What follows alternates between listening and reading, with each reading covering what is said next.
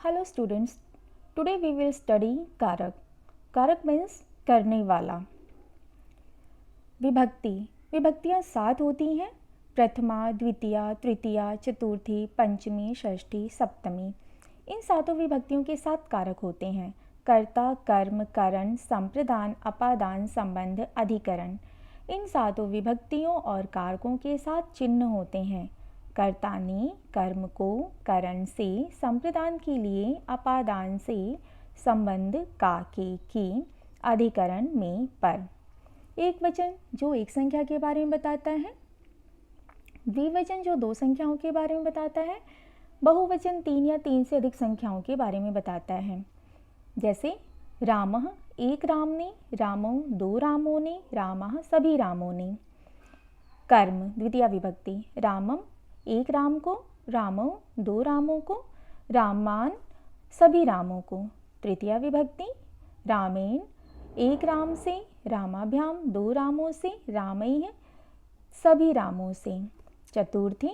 रामाय एक राम के लिए, रामाभ्याम 2 रामों के लिए, रामेभ्यः सभी रामों के लिए. पंचमी. रामात् एक राम से, रामाभ्याम 2 रामों से, रामेभ्यः सभी रामों से. षष्ठी विभक्ति. रामस्य राम का के की, रा रे री, राम का, रामयोः 2 रामों का, रामाणाम सभी रामों का. सप्तमी. रामे एक राम में, रामयोः 2 रामों में, रामेषु सभी रामों में. कारकों की संख्या 7 है, परंतु कुछ विद्वान षष्ठी विभक्ति को कारक का भेद नहीं मानते हैं, क्योंकि इसका कर्ता से सीधा संबंध नहीं होता है. इसीलिए मैंने इसको यहाँ पर पॉइंट किया है. इसके बारे में हम बाद में डिस्कस करेंगे.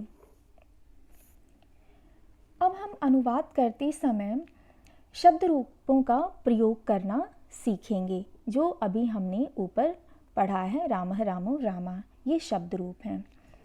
इससे पहले जब हमने अनुवाद किया था तो सिर्फ कर्ता और क्रिया के द्वारा अनुवाद किया था. जैसे रामः सब्जेक्ट, ददाति वर्ब. रामः ददाति राम देता है, रामः खादति राम खाता है, रामः चलति राम चलता है, रामः हसति राम हंसता है आदि. अब हम कर्ता, कर्म, करण, संप्रदान, अपादान इत्यादि का प्रयोग सीखेंगे. जैसे रामः ददाति, राम देता है. अभी हम अनुवाद सिर्फ केवल एक वचन में ही करेंगे. जब एक वचन हमारा क्लियर हो जाएगा तो द्विवचन और बहुवचन हम बहुत आसानी से कर लेंगे. तो अभी आज की क्लास में सिर्फ हम एक वचन में ही अनुवाद करना सीखेंगे. जैसे रामः ददाति एक वचन में है, राम सब्जेक्ट भी एक वचन में है और वर्ब भी हमारा एक वचन में ही है.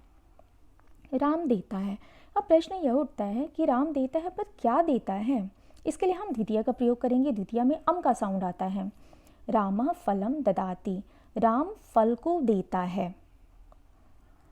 अब है तृतीया विभक्ति एक वचन. तृतीया में हमेशा एन का साउंड आता है.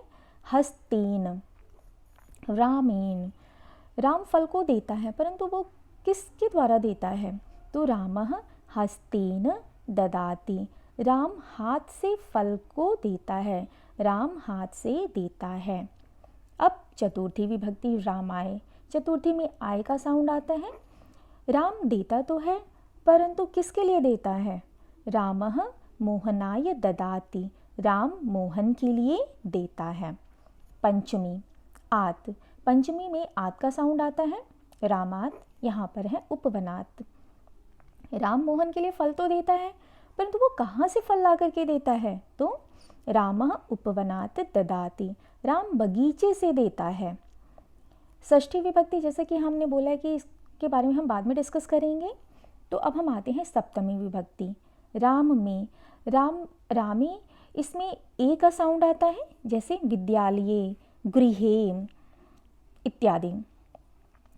राम बगीचे से फल देता है, परंतु वो फल कहाँ पर देता है. तो रामः विद्यालये ददाति, राम विद्यालय में देता है.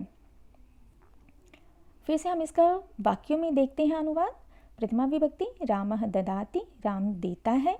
द्वितीया विभक्ति रामः फलं ददाति, राम फल को देता है।